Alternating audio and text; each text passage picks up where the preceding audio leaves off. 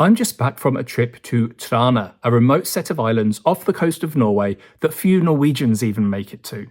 Hidden gem is an overused term in travel, but keep watching to discover why Trna is exactly that when it comes to visiting Norway.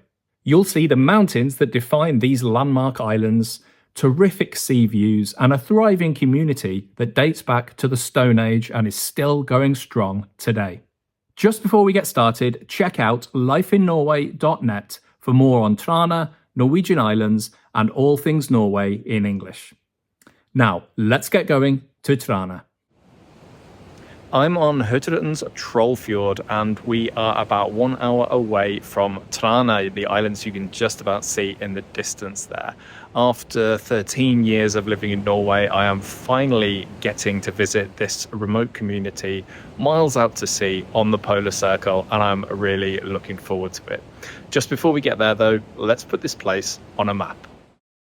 You'll find the Trana archipelago off the Helgeland coast, the southernmost part of what is considered northern Norway. Here are the islands in relation to Buda and the Lofoten Islands, and yes, a few hundred people really do live out here. That fact is hard to believe as you approach the islands, with this mountainous terrain looming ever larger.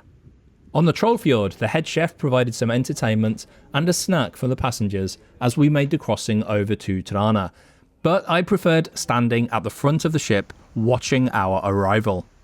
There are hundreds of small islands and rocky outcrops making up Trana, but only 4 islands are inhabited: Trna, Husøy, Trna and Svalbard. We would be docking on the most populous island, Husøy.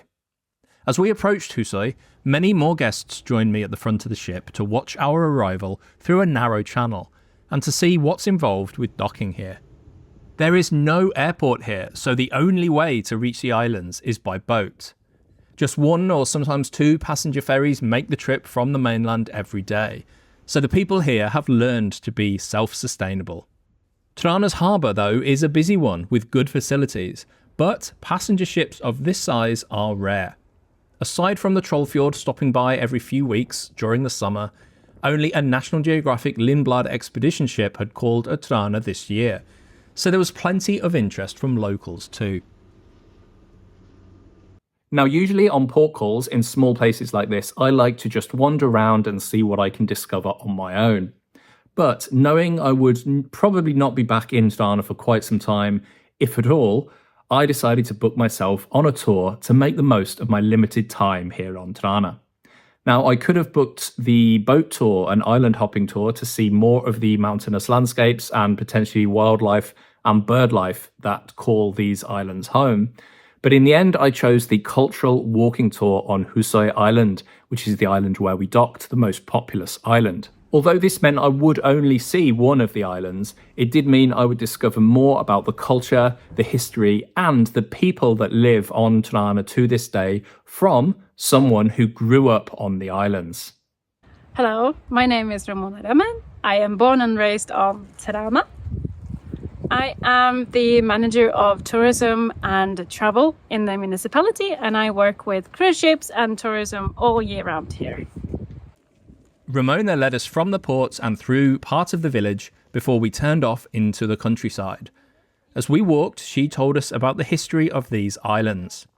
With an economy based almost entirely on fishing, the year-round population of Trana has barely changed since the Stone Age.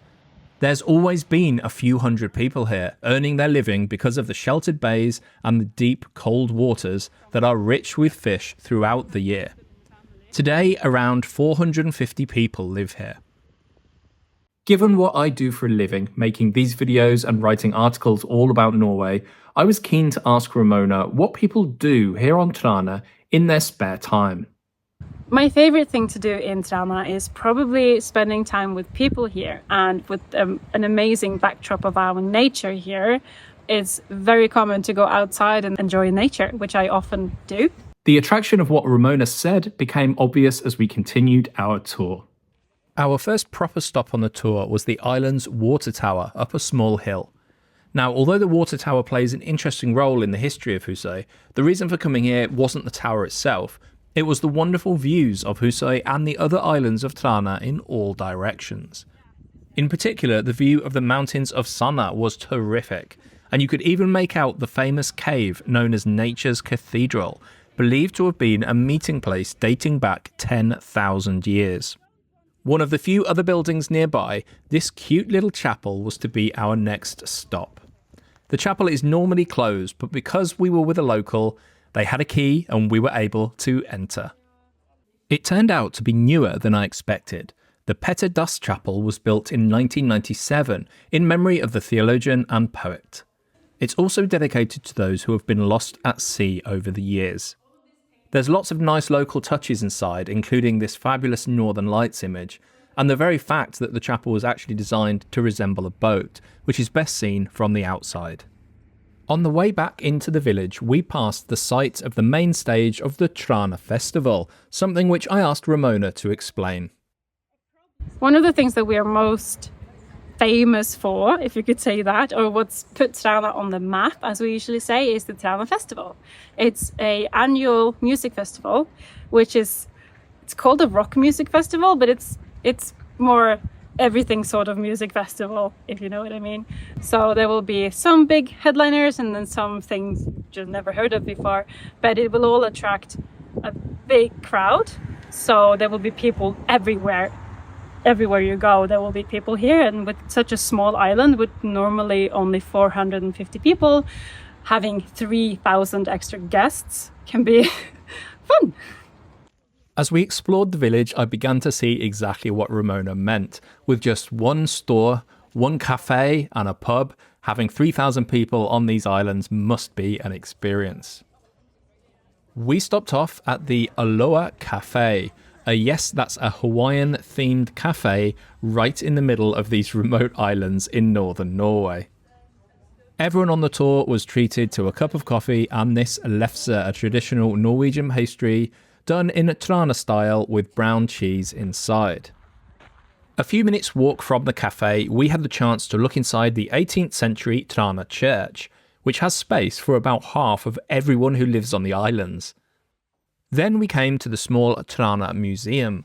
The building may be small, but it's packed with history from photos to historic interiors.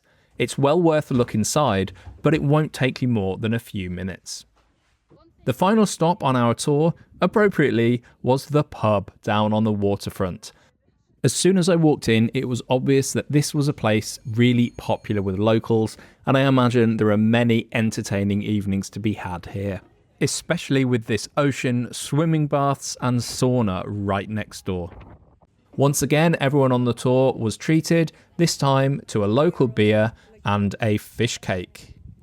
It was then time to say farewell to Ramona and to Trana as we rejoined the Trollfjord for the beautiful sail away. This port call at Trana was part of Hurtigruten's summer-only service known as the Svalbard line. Watch this video next to find out more about this unique cruise in Norway that goes from Bergen via Trana all the way up to Svalbard in the high Arctic. Thanks for watching.